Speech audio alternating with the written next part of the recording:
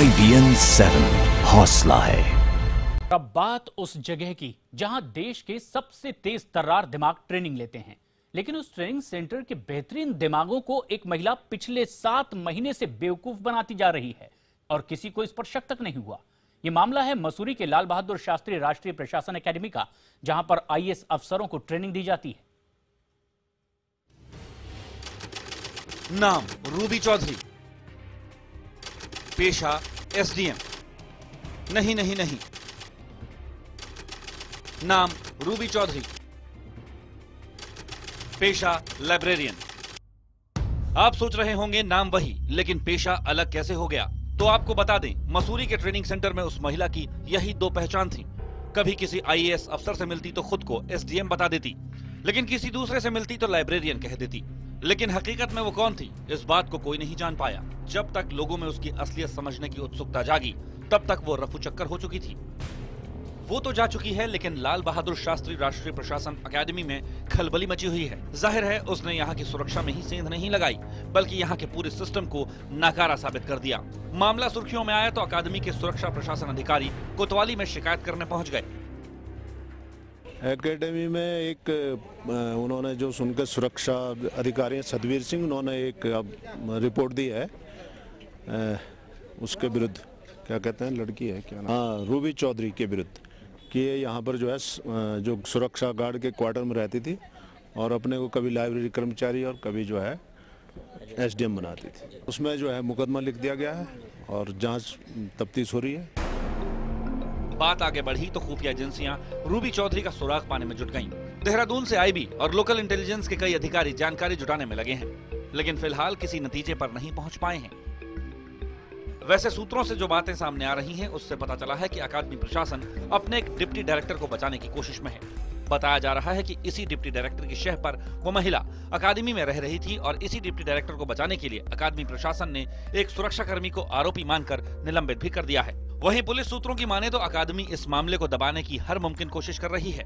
मसूरी शहर के कोतवाल ने मामले की जानकारी मीडिया को दी तो उनका भी तत्काल प्रभाव से तबादला कर दिया गया। वहीं अकादमी के आसपास ITBP के जवानों ने सुरक्षा कवच मजबूत कर दिया है। फिलहाल पुलिस फरार रूबी की तलाश में जुटी है। रूबी के जो कागजात पुलिस के हाथ लगे हैं, उनसे ये जानकारियां सामने आई हैं। पहचान पत्र ATI नैनीताल के यहाँ से जारी हुआ, चरित्र प्रमाण पत्र, ड्राइविंग लाइसेंस और MA द्वितीय वर्ष की मार्कशीट। बताया जा रहा है कि इन्हीं कागजात की बिना पर रूबी को अकेडमी में प्रवेश मिला था। कहा यह भी जा रहा है कि रूबी चौधरी पश्चिमी उत्तर प्रदेश के मुजफ्फरनगर जिले में कुतुबी गांव की रहने वाली है। बहरहाल पुलिस ने रूबी चौधरी के खिलाफ धारा 420, 467, 468 और 471 के तहत मामला दर्ज किया है। आपको बता दें कि यह पहली बार नहीं है जब LBS अकेडमी की सुरक्षा को चुनौती दी गई हो। बीते साल भी अकेडमी की वेबसाइट को हैक करके आपत्तिजनक सामग्री अपलोड की गई थी, जिसे ठीक करने में खासी मशक्कत करनी पड़ी थी। सुनील सिलवाल, मसूरी, IBN 7। पिछले 7 महीने से ये पूरी गफलत करने वाली रूबी चौधरी अब सामने आई हैं। रूबी चौधरी का कहना है कि इस पूरे मामले में उन पर इल्जाम लगाना गलत है। एकेडमी के भीतर ही डिप्टी डायरेक्टर सौरभ जैन उन्हें लेकर के आए और सौरभ जैन ने ही उन्हें फर्जी आई कार्ड दिया। अब IB और लोकल इंटेलिजेंस के कई अधिकारी इस पूरे मामले की जांच में जुटे हुए हैं। जिस गार्ड के साथ आरोपी महिला रूबी चौधरी रह रही थी, उसे निलंबित कर दिया गया है। रूबी चौधरी से बात की हमारे संवाददाता पवन लालचंद ने। सौरभ जैन ने देव सिंह को कहा कि आप मैडम को यहाँ पे रुकवाइए। अपनी एप्लीकेशन खुद फॉरवर्ड करके दी कि आप देव सिंह को दे दो और आप उसके यहाँ रूम खाली है। मुझे पता था वहाँ देव सिंह कौन है, मैं वहाँ परमानेंट रह रही थी या मेरा जन्म स्थान है वो या क्या है। लाइब्रेरियन की पोस्ट के लिए अप्लाई किया, फिर कहा गया कि आपका SDM का भी कोई प्रशिक्षु IAS का आपका कार्ड वगैरह फर्जी तरीके से बनाया। कार्ड नहीं है वो, उत्तराखंड पब्लिक सर्विस कमीशन का कार्ड है, वो भी सौरभ जैन सर ने ही इशू कराया था। उसके लिए मैंने 1000 बार ऑब्जेक्शन किया कि सर ये फर्जी है, कि मैडम आपसे पूछ कौन रहा है, ये फर्जी है। अब टारगेट रूबी चौधरी को बना लिया, सब अपने आप को बचा रहे हैं। रूबी चौधरी को कोई उत्तराखंड पब्लिक सर्विस कमीशन का अगर कोई फर्जी आई कार्ड बना के दे देगा तो रूबी चौधरी को ऐतराज तो कड़ाई से करना चाहिए। बिल्कुल, बहुत उससे क्या, मैं डायरेक्टर से 3-4 बार मिलने गई, उसके पिया ने ये कह दिया कि सर मीटिंग में है, वहाँ हर किसी का दौरा होता है, सर आज उसके साथ है, सर उसके साथ है। सौरभ जैन से फिर उसके बाद कब आपकी मुलाकात? पहली मुलाकात के बाद आपकी ठहरने की व्यवस्था होगी, उसके बाद दोबारा सौरभ जैन से आप कब और कहां मिली? सौरभ जैन से लगातार मेरी बात होती रही। जब भी मैं वहां गई, अक्टूबर में गई, नवंबर में गई, 12 दिसंबर को सर ने मुझे वहां एक राष्ट्रपति का प्रोग्राम था 89 FC का, उसमें खुद ये कहा कि आप यूनिफॉर्म पहन के आओ। ग्रुपिंग फोटो में मेरा फोटो है। किस तरह की यूनिफॉर्म पहनने के लिए कहा गया आपको? ब्लैक पैंट और ब्लैक कोट। आपको पक्का यकीन था कि जब राष्ट्रपति के कार्यक्रम में डिप्टी डायरेक्टर सौरभ जैन के नाम पे आप जा सकती हैं, वहां ग्रुप फोटो खिंचवा सकती हैं प्रशिक्षु IAS के बीच में, तो आपको नौकरी तो पक्का मिलेगी?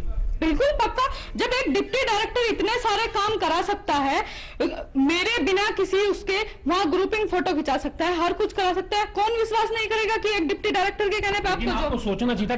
गलत फर्जी तरीके से फर्जीवाड़ा तो हो रहा था ना? गलत तरीका तो था, पर गलत तरीके में सहयोग तो बहुत बड़ा था। आपकी जॉब को लेकर के सौरभ जैन डिप्टी डायरेक्टर ने डायरेक्टर राजीव कपूर से भी बातचीत कर ली थी। जब आप उन देव सिंह के रूम में रही थी, देव सिंह फिर उस वक्त कहाँ रहता? कैसे, क्या उसकी कहीं और अकोमोडेशन की व्यवस्था की गई थी? नहीं, 2 रूम सेट थे, वो और उसकी वाइफ एक रूम में रहते थे, मैं अलग रूम में रहती थी। ITBP के भी एक वरिष्ठ अधिकारी पर एक आरोप लगाया, तो क्या उनको भी पता था आप वहाँ रह रही हैं? नहीं, उन्हें 29 में पता चला, जब मैं वहां से सामान लेके आ रही थी, कि हाँ रूबी रह रही थी। उन्होंने ही रूम सील कराया था और उन्होंने ही जाके रूम की लॉक खोले, उन्होंने सामान पैक किया। वहां से मुझे बिल्कुल इज्जत से भेजा गया कि मैडम आपकी कोई गलती नहीं है, रिकॉर्डिंग कराई गई, बाकायदा सब कुछ कराया गया। वहां ये कहा कि देव सिंह की गलती है। फिर देव सिंह को क्यों बचा रहे हैं?